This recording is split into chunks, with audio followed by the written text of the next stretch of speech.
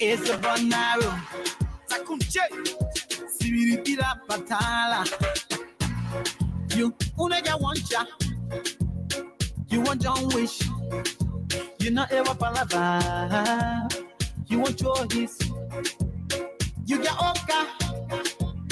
You want wrong with speed. What you want show? You want show? What you want show? And I mean, I just came a little. Where my hand not reach, I cannot fulfill. You not on salary, or you want them a check. Why you want them a check? When the moko finish, then you start to bid. You not got here, then you want some more weed. You can pay bills, then you want LC. You say the food not sweet, but you still eating it. Tell me what you forcing you to chop it. You unega want ya. Yo. You want John Wish. Look. You not ever palava. You want choice. You get Oka. Look. You want wrong with speed. What you want show? You want show? What you want show? Yo. All I think you doing my hand inside. While I ever ask a friend, tell your hand from inside. You want the pizza, don't eat pizza, you hungry kata. Slow the speed and get prepared for the rebounds. You only wish you realize you only got one child. You go for meeting to bring your child, then you start to cry. The thing you not able, you go there, you will show the give up. Making money with you, then you spend it on labor table. Your family crying and begging, they cannot put on the table. Watching yourself on big show, that fake flow. You get big mouth, then you say you big shot. You got time to afford, you get beat hard. You talking too much, your mouth full of salava. Sooner take break, you prepare for a palava. You better stop it, I have it, I think it's necessary. Don't make me scary, I hear it, I think it give me headache. To my vision, I'm good for scrapper. Scrapper. To my vision, I'm good for hustlers. Scrapper. Now they to my easy putting you in Glikata. And you know, say your Oka stay in the garage. You not get mad, you still want other shit dada. Younger black, but the money you want take seat. You not want drink, but you choosing anything. You can buy spray, but you want something sweet. Your teeth are correct in your mouth, you want eat meat. You not get self when you send me for credit. So why you got me bully? You not get TV, but you get buying this. You not get boyfriend yet, then you want marry now. So out the sky, they make me fall from. Tell you, who nigga want ya? Yo. You want John Wish? Look. You not ever palava. You want choice? You got Oka. Look. You want wrong with speed. What you want show? You want show? What you want show? To my vision, I'm good for scrapper. Scrapper. To my vision, I'm good for hustlers. Scrapper. You unega want ya. You want John Wish. Yo. You not ever palava. You want choice. You got Oka. You want wrong with speed. What you want show? You want show? What you want show? It's a banaro. Takunche. Siviripira patala. It rains on the wind.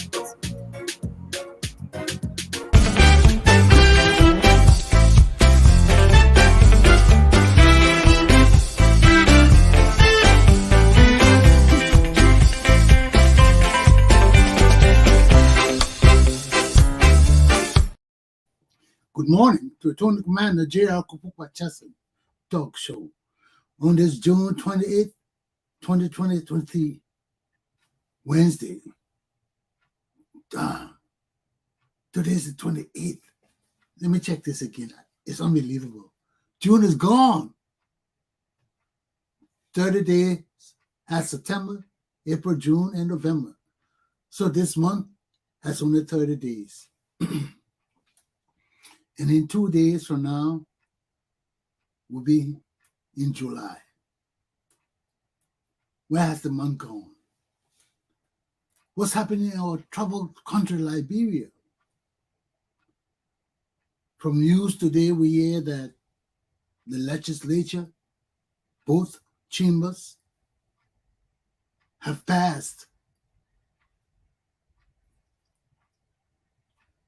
the non-billable drug law.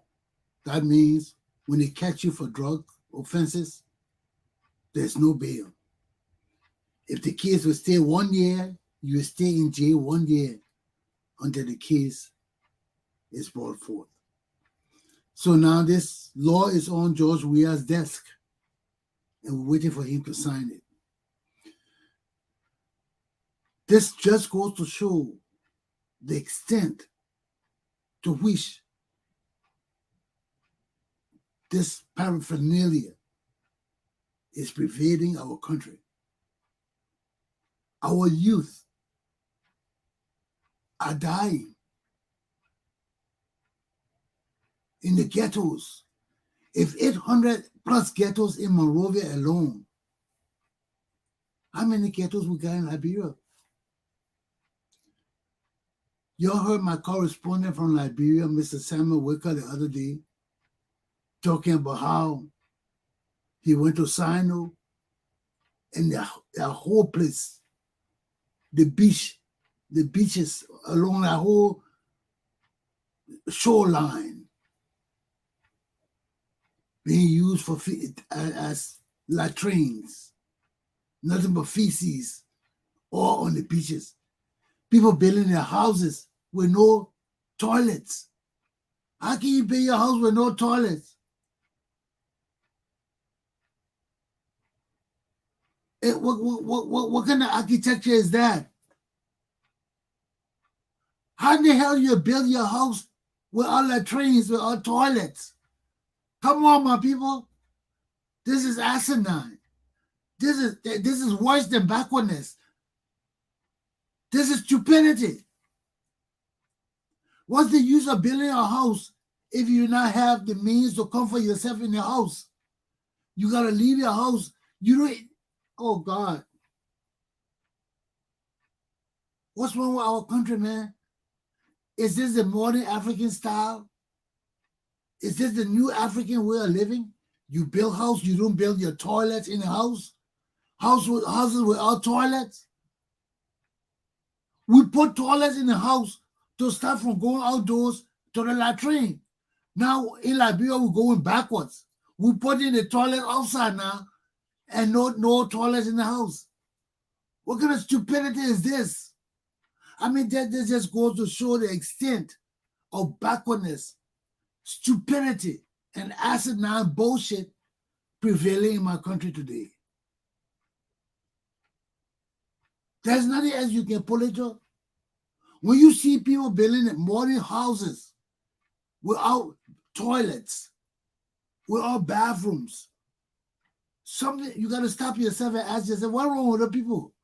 The people got to be crazy or stupid or blind or ignorant or just bad off, man. Bad off. Now you'll go back and break all of their houses down and put toilets in them.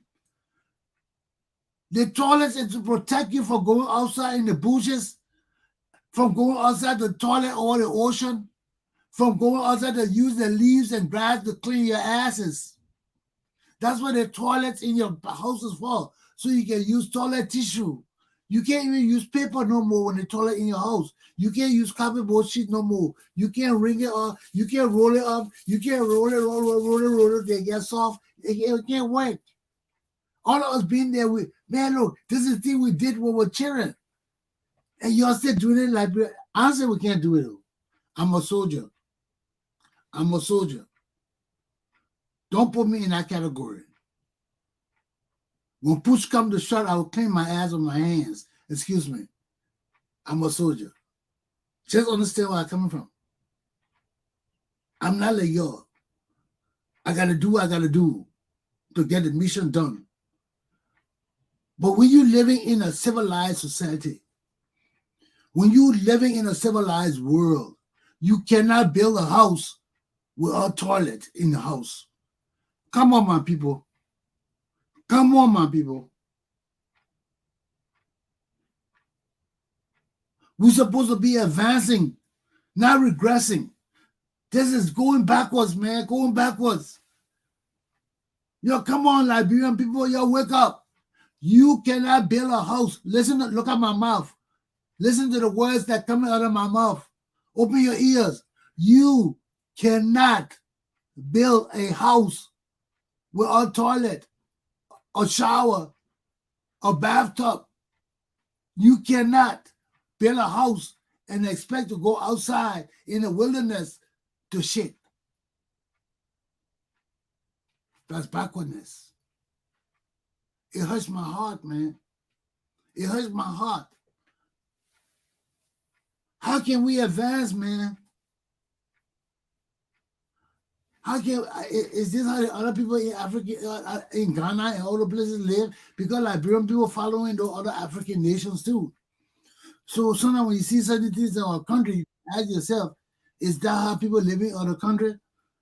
Sam Wicker just waking up, let me bring it on. Good morning, Sam. You just waking up? No, man, I just got through.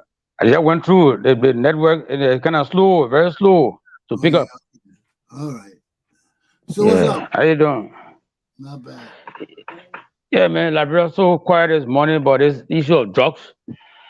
That's it. That's it. That's what is on all the headlines this morning. The drug law is being passed by the two horses and they're waiting the president's signature. Yeah, So that's the issue on the ground today. Yeah. we're just talking about it. I ain't gonna touch much on it. What's the use of having a drug law when all our leaders are drug dealers? It ain't gonna work. It ain't gonna work, Sam. Only the poor people will be arrested. Who are these people that are bringing the drugs into the country? Who are these people that brought $100 million worth of cocaine? Who are the people that are distributing this drug all over our country? We got to find out who these people are, and we got to eradicate them from our society. Our society cannot be a nation of drug lords and war criminals. My Liberian people, the time for all that is over. The time for all of that is over.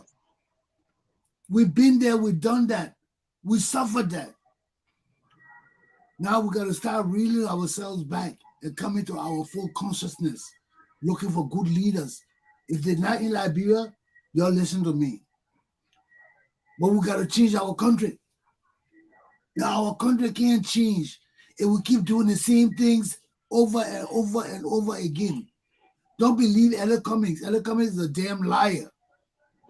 He talk about change, then he go to Ellen Johnson cell. He depending on Ellen Johnson cell.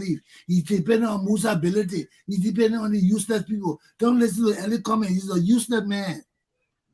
He's useless. Listen to me. I will not flip-flop on y'all. I'm not a flip-flopper. But you need to listen to somebody. I'm going to come to Liberia to work for y'all. I'm going to be president. I'm going to be leader in Liberia. I just got to tell you what to do. And you understand that if you do it, you may not see the fruits of your reality in the beginning. But it happens. You realize it. The same thing happened to my people on the Buddha Brown camp when I started with the baking. I told them, you can do it, you can do it. They didn't really believe in the first product baked. My CEO called me, Roland, he said, Dad, I cried. He said, because everything you told us came to fruition then. He said everything you told us was true. It came true when I saw the big product come out of the oven. I said, damn, everything that I was telling you was true. He said, I cried. And the same thing will happen to Liberia. Y'all listen to me. The same thing will happen. You will not believe it. They will tell you it's not true, it's not true. But in the end, not even in the end, once you start it, you'll see that it's true. Oh. See, I've been telling my brothers and sisters for years, we can raise money, we can be big. You can't be a Chesson and talk bullshit and be broke. You can't do that. You gotta have money to back your shit. Money talks and bullshit walks. They all say I'm crazy. Understand? How you run business without money? There's nothing you can do without money. If you got honest, wise leaders telling you what to do, And other people in the group telling you the other people in the group dependent on the family money. That's the only money they got, but because they're keeping it and they're in charge of it, they don't want to relinquish it. They're telling you, oh no, rather telling you that bullshit is stupid, rather crazy. But the thing they're doing is against the law. They're putting our money with their money. The whole while I had my family money, I had a separate account. I had a corporation form in Rhode Island. Everything was done because my father left his family with me. And when I do things, I do it the right way. I don't get involved in it at all. So I form a corporation. I have the Chesson bank account, everything. They went and fooled my late brother and sister too. They, oh, your guy Rodney, tell Rodney to close everything and send us the money. So my late brother and sister said, oh, we had a meeting, you close everything, can send us the money. I said, oh, yeah, sure, you help me do that? They said, yeah. I said, I told you, my father told me to bring you together. Nobody brought you together but me.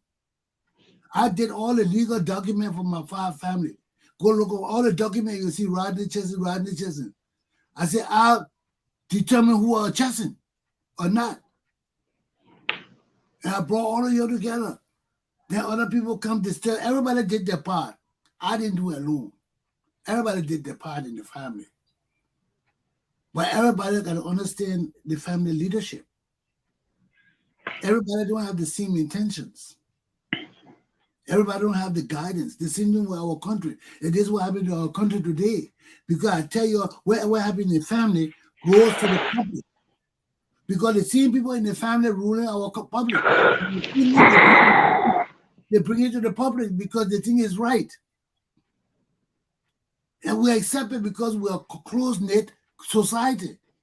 I know your brother, I know your cousin, I know everybody. But we can't deal with that. We got to flog people and we got to punish people. Because I know you, I know your family, that will give you and your family and then damn right to steal from me. I don't give you no damn right to steal from me. And you running my government, you running my laws. That don't give you no damn right to do what you want to do anytime you want to do it. We got laws in our country. And you see that some that they don't like me because I don't tolerate BS. I don't give a damn who you are. If it's A, it's A. That's why our country existed for so long. Men that stood up for what was right. But when Tubman came and dissipated everybody, that's why our country died after Tubman, because no men after Tubman. But our country survived over 100 years before Tubman. But when you stay 23 years, 30 years in power, you kill all the men in the country. That's why our country now, everybody running away from Liberia because we're scared of the war, we're scared of the soldiers, we're scared of everything. We have no men to stand up and challenge people no more. And this is what killing us. That is why the same thing, the same corruption that has been perpetrated from time immemorial is worse today. Because we're going back to 1960 and 1950. Our country is totally illiterate. You can fool people with $5, with $10, with 50 cents, with $5 Liberian dollars, with 10 Liberian. You can fool people with anything. Our country is going backwards. And until we have people that really love our country and our people, our country will not change because they will keep telling you, oh, the Chesson, everything Chesson crazy. Because what I'm saying to you is true. What I'm saying is true. And I'm not bending because of them. I'm not bending because of cash. But Jesus gave me everything I want. I believe. I got no juju king. I got no juju queen. I pray to my Christian God. That way you should see everything I got today from Jesus. Not from my mom, not from my pa, from my heart, sweat, and my God. That's why I'm not scared of these bitches. If Jesus can die, I'm not scared to die. If Jesus can die, I will die. But he will make my death comfortable. No matter how tragic it looked to a human being. To me, my death will be comfortable because I will not be alone. And I'm not scared of these bitches. I will stand up with them alone. If the rest of Liberia don't want to stand up with me. But for us to change our nation, for us to put our country on the right path, these bitches got to go. These warlords, these criminals, Ellie Johnson, Sally, her family, all of them got to go to jail. We got to turn our country upside down, and everybody who rich today in Liberia got to tell us how they got their damn money. Everybody who work for government and got rich got to tell us how they got their damn money, and our country got poor. People got to tell us because that's our wealth.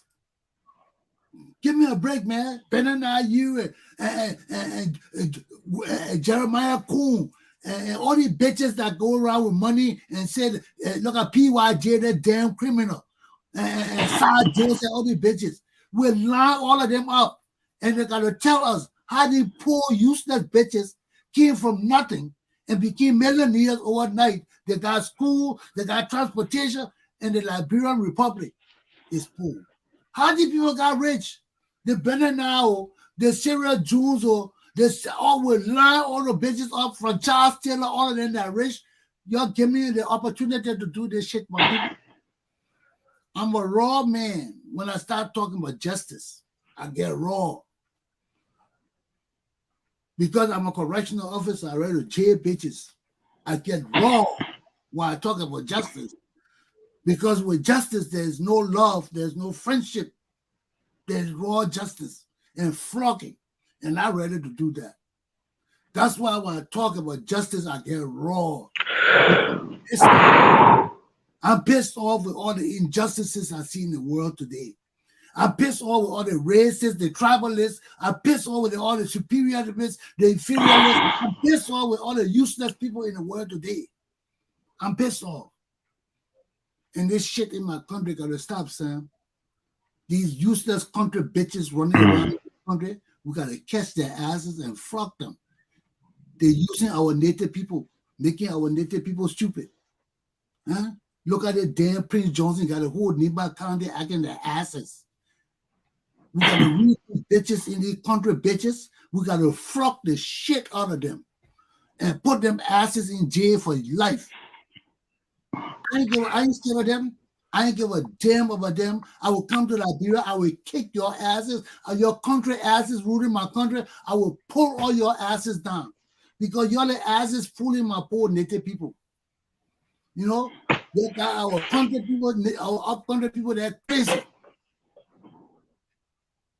Fooling them to get rich. And what is it benefiting you?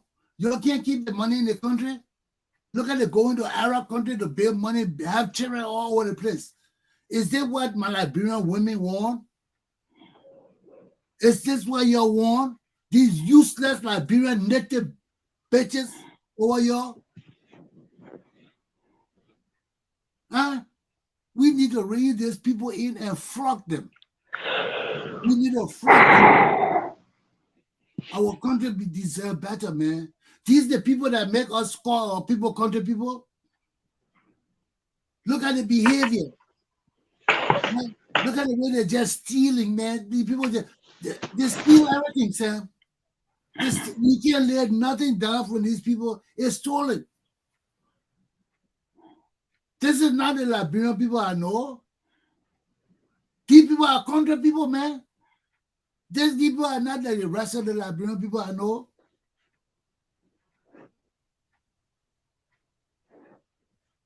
The Liberian people I know, man, Sam, you know, it hurts me. It hurts me. Because I know our poor Liberian people struggle all their lives, man. And we struggle to make their lives better. Then you get these useless bandits coming in our country and just deceiving our people with their tribalist shit and stealing from them. And they're robbing them and keeping them backwards. You know, it hurts me, Sam. It hurts me. I want to beat people so bad. I want to beat people so bad. I just want to line these guys up and fuck them 50-50 every morning for what they done to my country and my people. These people don't love my indigenous people. You know, We don't speak no Basso or Grebo. We speak English. We speak Liberian English just like every other Liberian people. These people don't love you. We got to determine the leaders that love our people and our country. And we got to identify with them. We can't keep on with these useless people using tribe and language, vernacular. Oh, you can't speak the vernacular. What is the damn vernacular?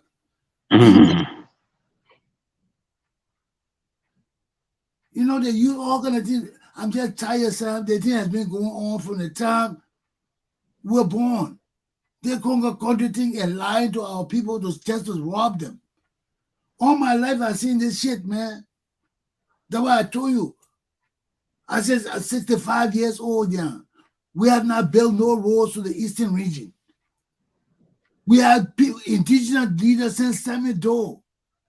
Where are the roads to Maryland County, to Samuel County, to all the counties in our country?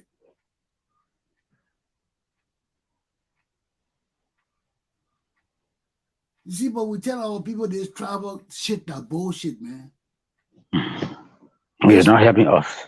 It's bullshit. It's bullshit. Right now, it's so bad that Liberia's calling for white people to lead us now. So you know it's really bad. Can you imagine that? Yes, sir. Well, our own indigenous people cannot trust their own people. They want white people to lead us. It's bad. It's bad. That means even if the white man lead us, what will we do about it? We can't even talk when our own people leading us. We can't tell them, hey, man, you're wrong, man, stop it. What we say to the white man when the white man come and take our whole country and bring the white people here and take the land? What do you think they'll do? You think we'll make white man president, he will just stay there by himself? No man wants to be an island. Don't be stupid.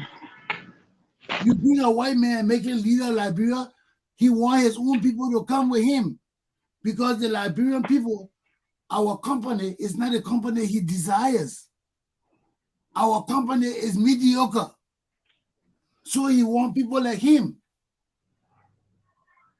Why you think I don't live in other communities? Well, I stay in other communities for a while. Then I come back to my community because I get tired of the other communities because they don't do the same things we do. Their behaviors are different than ours. And you notice it. You see, it's just that in the state that Rhode Island, that why all of us come to Rhode Island or Minnesota because we found commonality. We found community. We're all community. You know about it, Sam. I'm telling you, I was living in Pittsburgh by myself, man. After leaving Rhode Island, I can't live in Rhode Island for years. I went to the army. I came back and I went to Pittsburgh. I knew nobody in Pittsburgh, my man. I knew nobody. And it's a different world when you know about nobody. You got to start the whole world. You start forming connections because no man's an island. That's true. You need help. Especially you want to move up in the society. People with black people who can help you open your way, who can help you find solutions to your problem. You can't do it by yourself. You need help. And when you go to another state by yourself, man, and you have nobody there with you, man, it's a different world. You can survive. You can live, yes. But you got to build yourself in that community. You got to stand up yourself. You got to show the people that you're a man of integrity, a man of honesty. And it takes years for the people to get to know you. But it will start from the people around you, your community. When they start accepting you, like when I went to Pittsburgh, man, I stayed in Pittsburgh how long? 2-3 years. But my second year, everybody knew me in the neighborhood, man. I said, look, guys, and when the people respect you too, man, Sam, you can't beat that. You can't beat that. I know in my neighborhood, the people used to block the street to play cards on Saturday. No cars coming down the street. They would block the whole street. Or everybody going to play cards. Then you hear everybody from the car table yelling, Mr. Rodney! Yelling up to me, Sam. Come on down, Mr. Rodney. Come on. Sam, you know how that made me feel? I didn't have to go there. But it was just like the people in the community. Now, I didn't grow up there. I didn't live that Lama community. I was just there for 1 year. I was just in the community for 1 year. But the way people live, they were in Pittsburgh, in the ghetto.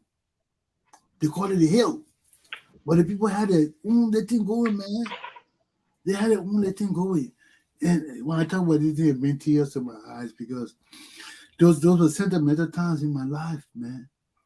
When people show you love, and these people just show me love, man. Why? Because I used to get out there for school. I wasn't at the bullshit. Every morning I had my new car. I was living in the house. The house I had was given to me by a lady in the church. I didn't have no place to stay. The military school of my records. I mean, I went there. I had new car, everything. I also had housing, everything set up for me. I got there, my man. I got in paper. Everything was screwed up. The army gave me the wrong information. I was going into stress. Luckily, somebody came to me and gave me the White House number. So call the White House. Time.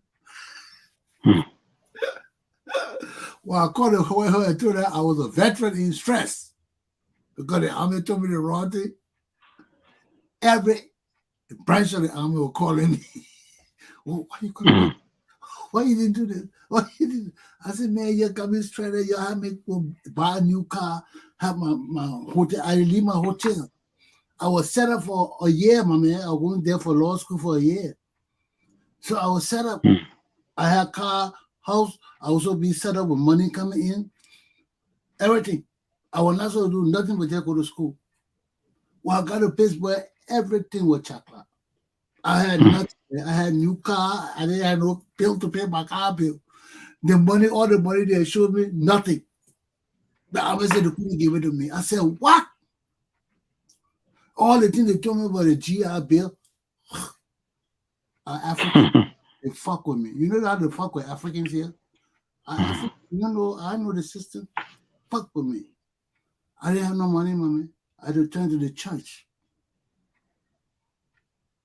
Luckily, they have a pastor there that he turned me on to this woman, this older woman, man. She had a house in the ghetto. Only one person was living in the house. And the whole house was furnished, Sam. Furnished. Bad. I said the whole house was furnished. Rock, everything. Only one man was living in it. The church told the woman said yes. The woman gave me my house. So I didn't even have to clean up the house. The people used to come every Saturday and clean up the whole house. You see that all good? All I did was sleep there. I just moved in my clothes. What kind of clothes I had? I used to carry everything in my car. I just parked my car. I took all my things from my trunk, threw it in the house. The bed was made up. I had extra sheet, the wardrobe, the bed sheet. Sam God was God on your side. Nothing can be against you. Nothing could be. I was in the ghetto, but the place I was living was a mansion. Everything furnished. Me and one guy, I was living upstairs with 3 bedrooms, empty bedroom there. I had mine at the end. Then you had an older guy downstairs. This guy was from the south. This guy he was an old farmer and all that from the south, Sam. About 4 o'clock in the morning, that guy finished cooking rice, baking bread, rice bread. He would pick up food. Like I was a real southern guy, man.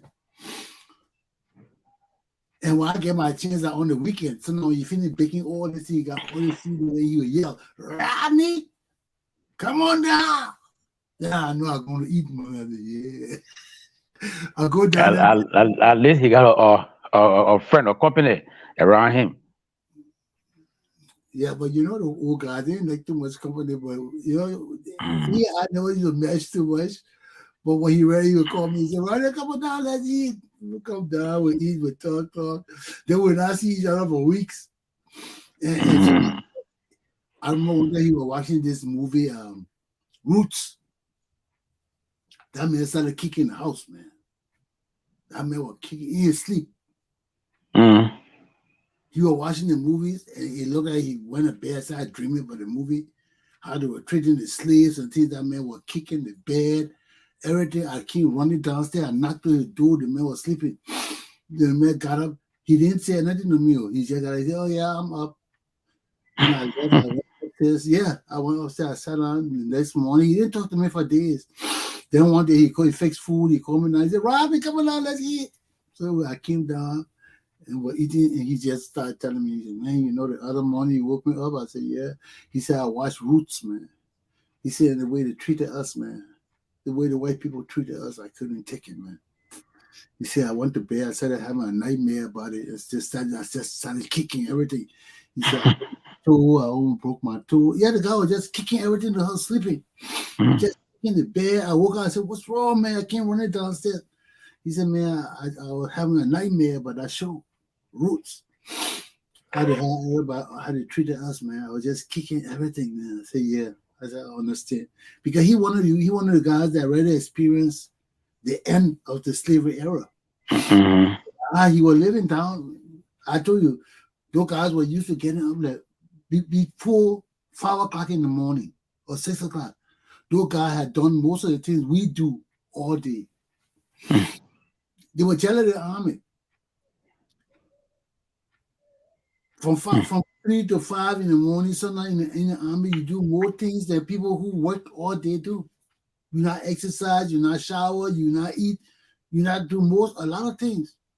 And the same thing with those guys who were sharecroppers on the farm and things like that.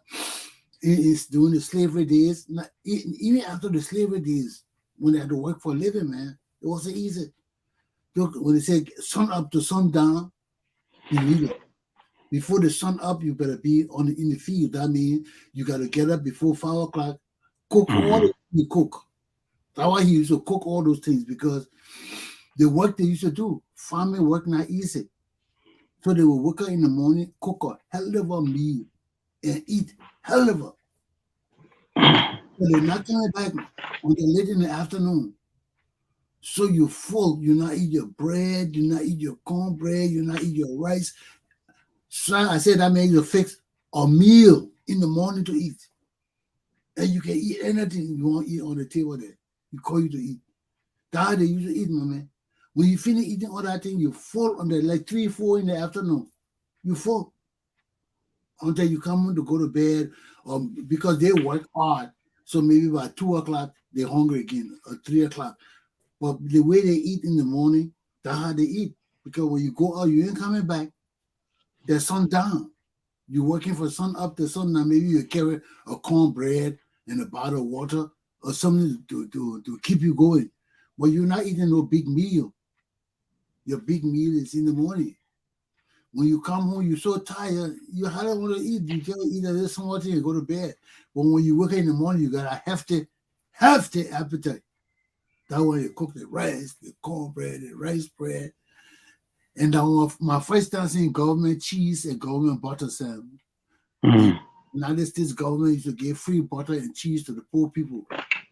I always used to hear about it in America, but I never saw it in Rhode Island. But when I got to Pittsburgh, I saw government cheese. Government cheese, that one long bar of cheese like that, it can't wrap up in government paper. Sam, that cheese, to cut that cheese, you gotta be a hero, boy. Just to cut that cheese, to put it in here, you gotta be man. Oh, but that cheese, you can eat it with anything, my man. You melt that cheese down. It tastes good with anything, my man. Government cheese. Then they had a government butter too. That was a big, same bar of butter, big bar of butter, long bar. I think we used to get those butters in Liberia long ago on a Kia. When Kia used to be in Liberia. Yeah, food, yeah. I Okay. know about the city size and everything because the butter the guy had, man, he used to get government butter in Pittsburgh. The only place I saw government butter and government cheese, it was not in Rhode Island, it was in Pittsburgh. People used to get it. And that government butter, long, man. To cut it too. But the government butter not that bad, but the government cheese, to cut that government you gotta be a government worker. Know how to work that government. Because you can't just cut it at it. You can't. You got almost 10 on top of the thing, man. But when you melt that thing, Sam, and put it in your bread, oh Lord.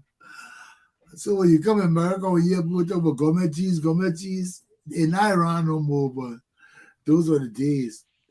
And I got always get gourmet cheese. People used to get gourmet supplies, man. And they were there to last you.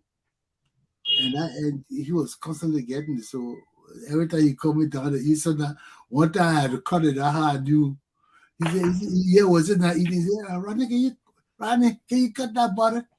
I said, yeah, no problem. Damn. It almost took me 15 minutes. I was like, I almost stood up on the thing. I was like, damn.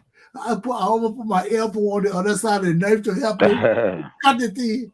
It was terrible. But anyway, those are some of the experiences you learn in America. That's why I tell people, when you come to America, sometimes we got to move away from Liberian politics a little bit because our people in the country need to learn too.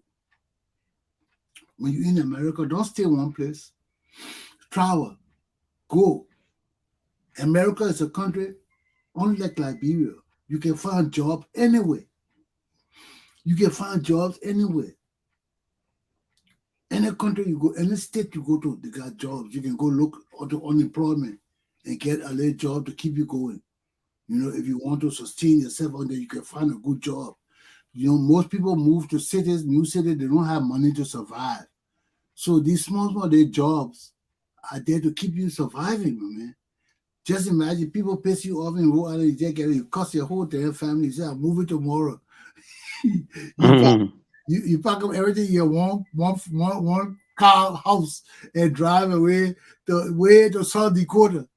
When you get there, this is America, man. You can find jobs somewhere. If they got factory, if they got cooking place, you'll find job. This is the beauty of America, my man. And we can have this thing in Liberia. People will invest in Liberia, but you got to open the country. You got to open the country and make it feasible for people to build, for people to learn. When people are not learning, they can't build the country. So that's the beauty of America, man. You can cost your family, you can cost your mom or your pa, or you slap all of them, jump in the car, put all your things in the car and drive way down to California. You get job tomorrow morning. You get job. And that will make this country different for our country. You see, the people say, oh, the children act rude and all of that, because the children can live with other parents if they know how to live, if they know what to do, if they're smart enough. There are opportunities all over there. People will hire you. Whether you're a young child or not, people will hire you. Some laws are made for men. People break laws. You can find a community, the thing that I was telling you, you can find a community where a 30-year-old man would be married to a 15-year-old girl. And everybody know it. Everybody accept it. Nobody will say nothing about it. Why?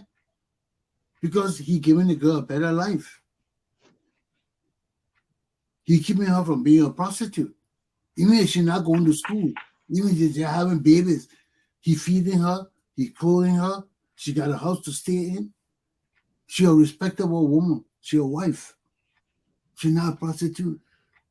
You can't deny her that. That's why I'm telling you, that's the difference between people just having sex with women, little girls, and you marry them. The law says you can't have sex with a girl until she's 18, yes. But if the parents poor and can't support the girl, and the girl is in poverty, and you're a rich man, you see the girl, you want to marry the girl, you tell the parent, I won't marry her, I will take care of her. You say no. Most people will not say no. Some people may say no, but most sensible people will not say no. Because when you marry the woman, she's not a prostitute. She's your wife. You're taking her as a wife, not as a prostitute. Anybody will want to get rid of their daughter if they're suffering. That's an honorable way to get rid of your daughter. The man is marrying your woman, daughter. You're not taking her to sleep with her or to misuse and abuse her. So you want your daughter to suffer in starvation and prostitution than to marry a man with money who can take care of her? That's your choice. Because you better know sooner or later, if you can't take care of your children, they're going out to sleep with other people or do gay things for money or do anything to make money to survive. So that's Is there a state law that in some states where you can do that in spite of the federal law that you can go with 18? I mean below 18. Is there a state law? it's not a law, but the law will not stop progress. The law will not put you in detriment. The law is there to help you. The law is there to stop you from misusing and abusing our children. But the law also, I told you, there's something called equity in law that always kick in. Equity is fairness, is kindness, is justice, is truth. That's equity. Equity will always kick in. And in this case, equity will kick in too. Because you're suffering. The little girl is suffering. She's not going to school. You can't send her to school. You can't buy food for her. You can't buy clothes for her. So eventually, what do you think will happen to her? She will end up in slavery, sleeping with other men or in the neighborhood, whether you like it or not. She will do it because as she grows up, she will know that her family needs money. Because when she comes and says, Daddy, can you buy me this? You say, I don't got no money. We're poor, right? She know nothing. She know you poor. But if you keep telling her you poor, you can't buy her this, you can't buy her that, what do you think will eventually happen? She will meet a man or a woman who said, come sleep with me. I will give you anything you want. You think she will come and tell you, Daddy, I'm sleeping with this man? Huh? She won't tell you. And she wouldn't tell you. So right there, that prostitution. Yeah, what you saying? It takes me some days back when I met a girl with close friends. We're not lovers, just casual friends, and she got a boyfriend who always give her permanent grandmother. We learned. She told me that the church told us this grandmother is a big witchcraft, and all her children, her grandchildren, should not marry on earth. I said, what? Why are you telling me? She said, yes, it's true. That what the prophet told me. And so her little daughter was possessed from church to church. So I asked her, but why you have to get around this guy? She said, Sam, because of poverty at the time, I mean, nothing to him. My parents couldn't afford to help me. And this guy, had a little thing. So that's how we got his child. So in terms of poverty, yeah, it leads to all these things. And that's true. Well, I'm telling you, and illiteracy too. Just Yeah, imagine, you educated. When you have children, you know how to raise your children. Mm-hmm. You see all those locals, you think they know how to raise children? Well, All those locals in the ghetto, you think they know how to raise children? they can control themselves. I don't control So where child. you think their children will end up? They seem also good type life. I That's can lose life. because they would be leaning out smoking, and the child would come here, Daddy, I want something. Say, hey, but man, leave me, man. I want my money to smoke, man. And then they be scratching. Oh, man, leave me, man. It's not my money to smoke, man. Go sit down with them. You know? I don't know. You want actors? You want real actors? Go get prison guards to be actors. The first time in recruiting, we went to a recruiting class, and they had these actors, these guards acting as prisoners. Man, I never laughed in my life. I was on the ground laughing because they knew everything the inmates do. They knew how to behave, especially those on drugs, they always scratching themselves. It was the funniest thing I ever saw in my life. I was on the ground laughing. My superior couldn't understand why I was laughing. I told her, later on, I just saw, I wasn't laughing at you, but I just never saw that kind of thing demonstrated like that by common people. Those officers had me on the ground laughing. They knew how to really act up because it was believable. Man, the things those guys were doing, I was on the ground laughing. It was so funny. But those are the things you encounter. That's why when you got to take care of your children, man. Some people crave for. I can't even got no napkin to wipe my eyes. Some people crave for people to marry their children, for good husbands. You got, even if your daughter 10 or 12-year-old, man, you got a man with money and things that are kind of you say, look, I want that girl. Let me take care of her. Whether he would send her to school or not. Just the marriage. First of all, you're looking at the dowry. What kind of money he giving the family? You come to a poor family, you tell the man, look, I like your little daughter. She's 10 years old. I want her. I'll give you 10 cows. That man even got one. That man even got one. He even got one goat. He even got one pen of rice. Sam, you tell me.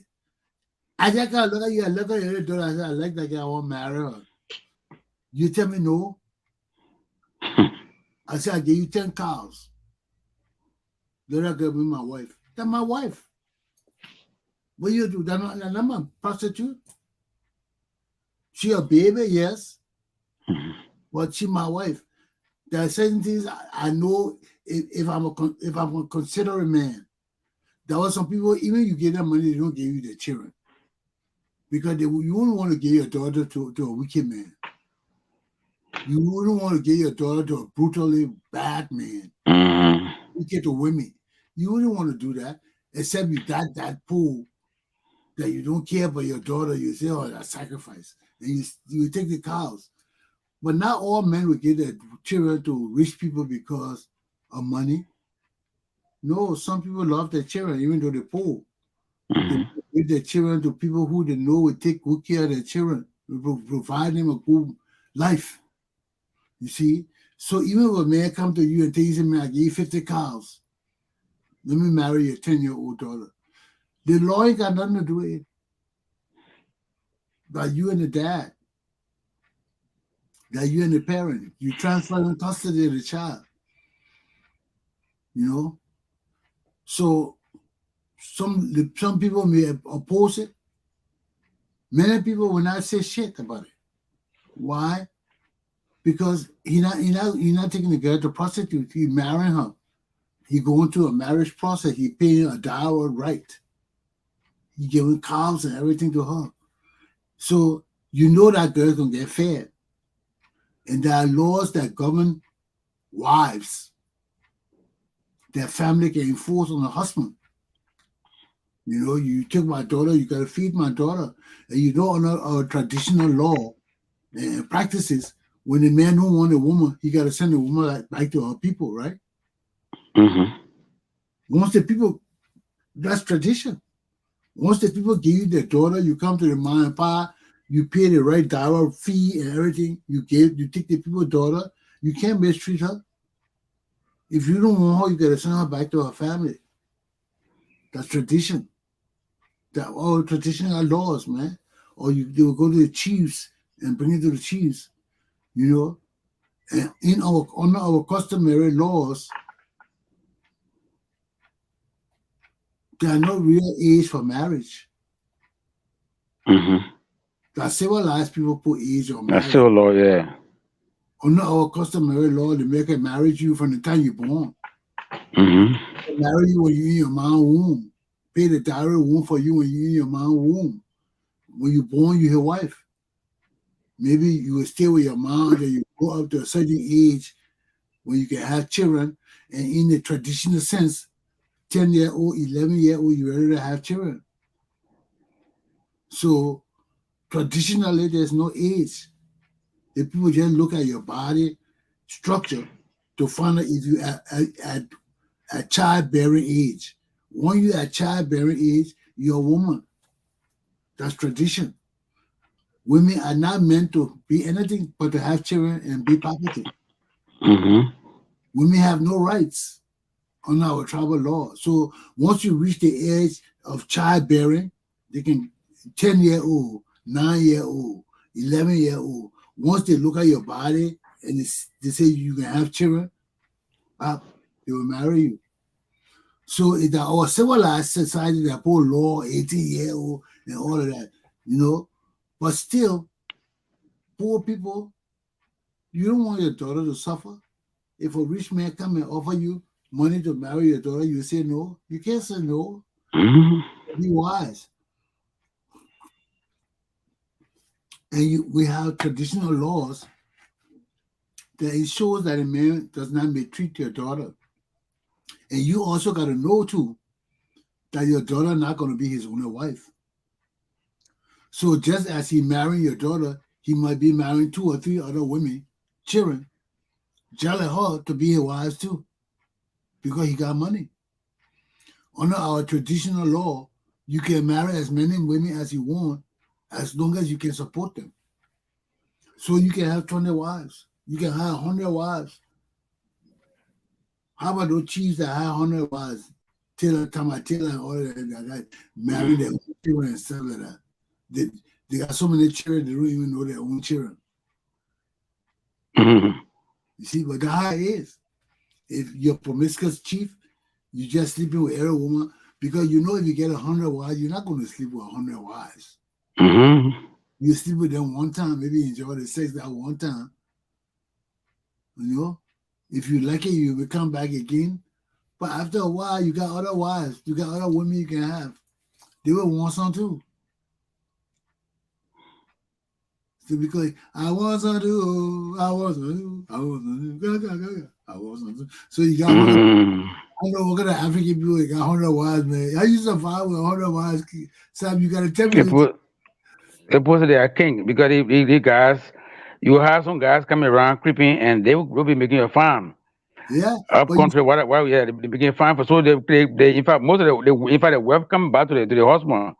You know husband, he's the husband, he relax and you fooling around these guys, you're gonna make a farm, you're gonna work for them and make this man rich. But Sam, it's so funny that That's what they do. yeah. So then somebody go running after their wife and still consider him your But you see, the whole idea of having many wives in our tradition is not for sex. Because you're wealthy. And you're wealthy, that's how you show your wealth, because the more women you marry, the more people you got to work on. More people you got to clear your farm, to plant your farm. That's why people marry many wives, because they got women to clear the farm. So you're a big man, you got 3, 4 wives. All your children, all their wives will be working on the farm. They ain't gonna be sitting down. If you feed but them, they're their boyfriends. yeah, they're their boyfriend, whatever it is. Yeah. You're a king. They will hide it from you, so you don't care. Once you don't know, you care. But you will make sure that all the children will have their jobs. In the real traditional setting, Sam, all the children got a job. The 3-year-old children got a job. Their job to go pick up all the things from in the yard, all the dirty things. Everybody got a job in the society. Sometimes the women cutting the rice and things like that, the children behind them with the fanner. So they put the rice in the fanner. Everybody got a job. So if you're a mother, if a man married 10, 15 wives, all of them will have their own huts with their individual family. But when it's time to work on the farm, you better be sure all of them coming together to do that family work. And everybody got their job. Because they're not the dad running the farm, they're the head man running the farm. And when it's time to run the farm, everybody under the head man. So if the father, the head man, that's the person that running the farm. And everybody got to do what that person said. Everybody got their different jobs. And when you see a big family with a big farm, everybody got a job. It's just not about sex. It's about survival. So like you see, some of the women that had a boyfriend, because some of the men, if they like one woman, they ain't coming to all the other women. Some men got head wives. They love their head wives, and you know, in our society, sometimes it's the head wives who pick your other wives for you. Yeah. Sometimes you don't pick your own wife, or if you see the woman you like her, you gotta bring her to your head wife and let the head wife approve of it. So in our society, we got laws and rules so that the woman who's the head wife protect herself. So we're talking about all of that, but our culture, brother.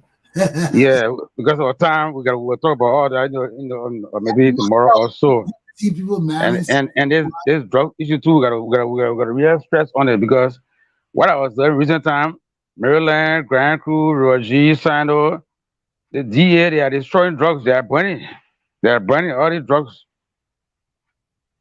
We'll talk about it during the next show. Write it down, okay? Yeah, yeah. Okay Okay. then. Thank you so much. That education. You all set? Yeah, thank you so much. Okay, take care, sir. Yeah. Well, ladies and gentlemen, our show for this morning, you know, everything we can't talk about Liberia. There's some things that we talk about that expands our knowledge, both in Liberia and everywhere in the world. So we hope you stay by, enjoy some of it sometimes, you know. Have a good day. My class is done for the day. I see you all tomorrow. Be safe.